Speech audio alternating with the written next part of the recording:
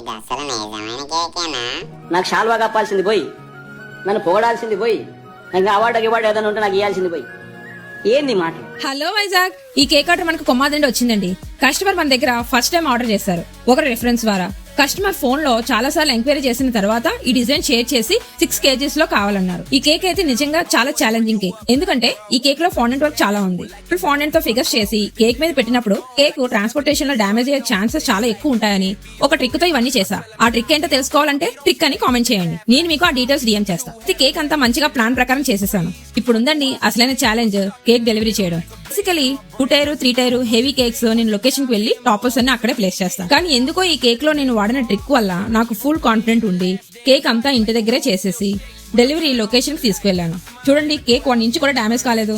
Cake చూసి వాళ్ళు చాలా ఆశ్చర్యపోయారు. ఇచ్చిన డిజైన్ యాజ్ చేసినందుకు ప్లస్ ఒక యూనిక్ టైప్ కేక్ ని చూసినందుకు కేక్ ఆర్డర్ చేసిన కస్టమర్ కేక్ గురించి ఎలా ఎక్స్ప్లెయిన్ చేస్తున్నారో చూడండి.